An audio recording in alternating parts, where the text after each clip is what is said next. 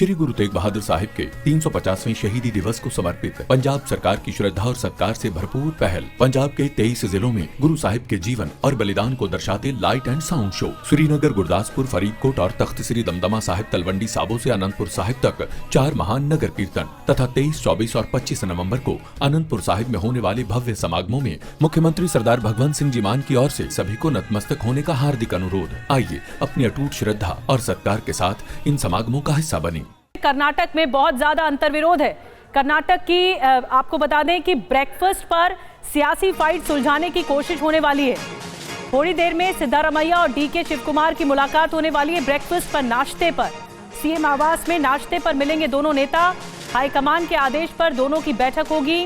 High command से आपसी मतभेद सुलझाने का निर्देश है।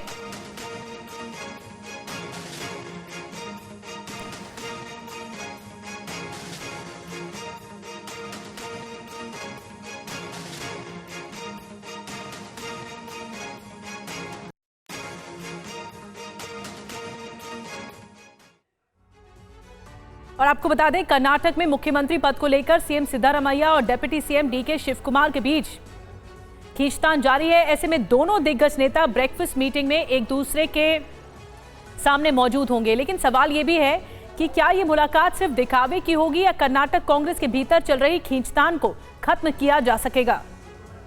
आज की मुलाकात पर मीडिया के सवालों का सिद्धारमैया ने कैसे जवाब दिया है। सिद्धारमैया जब सामने आए, मीडिया ने कई सवाल पूछे। सुनिए क्या कह रहे हैं। High Command told Mr. D.K. Shivakumar also that we should meet and discuss. Right. But all things amicable between you both? But my stand is, whatever High Command says, I will go by it. तो आपने सिद्धारमैया को सुना। उन्होंने कहा कि जो आला कमान कहेगा वो मैं करूंगा। आपको बता दें कि डीके शिवकुमार वोकालिगा समुदाय के प्रमुख नेता हैं। पुराने मैसूर क्षेत्र में मजबूत पकड़ उनकी बताई जाती है, डीके शिवकुमार की। लेकिन सिद्धारमैया के बारे में कहा जाता है ओबीसी की कुरुबा जाति से उनका संबंध है, इसलिए वहां पकड़ मजबूत है। पुराने मैसूर क्षेत्र में इनकी मजबूत पकड़ है और सियासत में काफी इनका दबदबा है। इसके अलावा 48 विधानसभा सीटों पर डीके शिवकुमार का प्रभाव है। आबादी 7% और 25 सीटों पर सिद्धारमैया का प्रभाव देखने को मिल रहा है।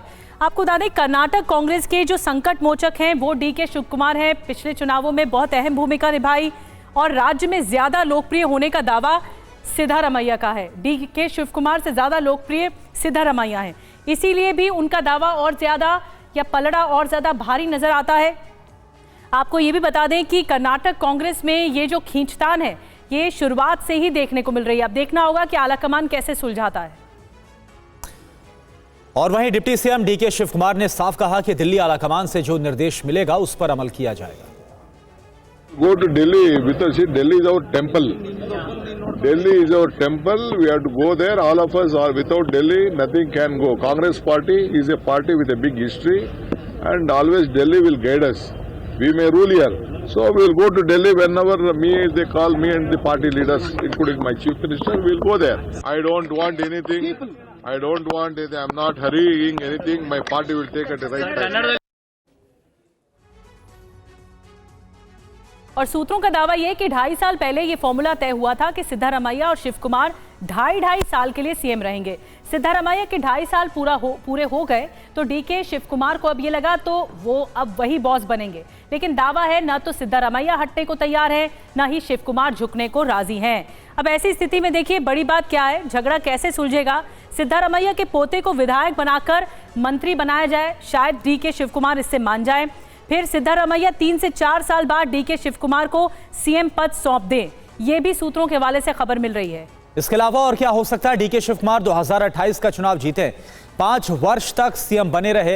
ये भी एक फॉर्मूला जो कि जिस पर अलग अलग जो बातें हैं वो निकलकर सामने आ रही हैं। तो कुल मिलाकर जिसको लेकर आलाकमान इस वक्त, क्योंकि बैठकों का दौर जारी है और तमाम जो कयास हैं वो लगाए जा रहे हैं। इधर कर्नाटक में सीएम विवाद पर बीजेपी के नेता बसवराज बोमई ने तंज कसा।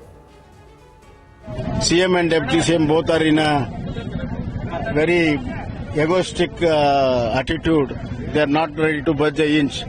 Therefore, the High Command is compelled to think of the other alternative. So, in this context, a dark horse might emerge in the state.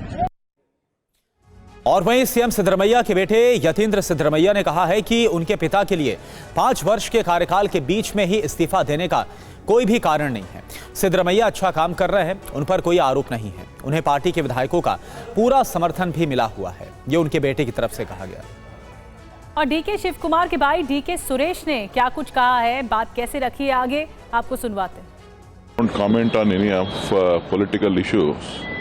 Whatever the issues are there, Government of Karnataka, Chief Minister will answer, and we will, whatever promises we have given to the state of Karnataka, we will honor it.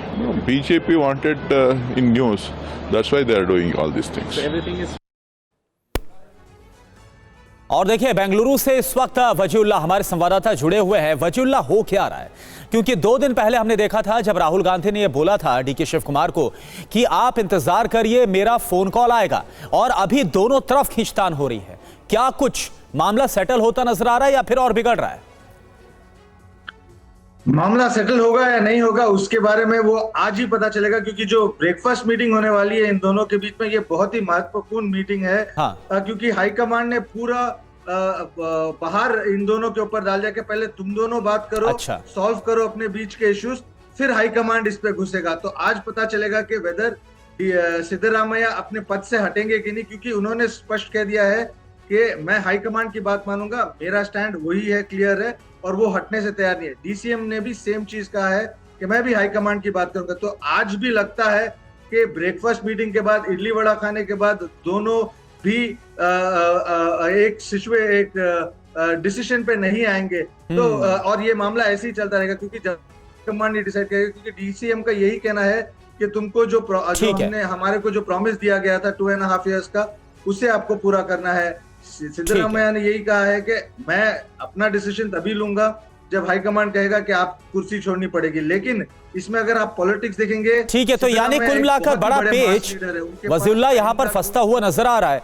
High command ने बोल दिया है कि आप अपने बीच की खींचतान को आप सॉल्व करिए, सुलझाइए, लेकिन यहां पर सीधे तौर पर यह खींचतान कम होने की बजाय और ज्यादा ही बढ़ती हुई नजर आ रही है, और यह कह दिया गया जो हाईकमान बोलेगा हम वो करेंगे। बहुत बहुत शुक्रिया आपका इस पूरी जानकारी के लिए।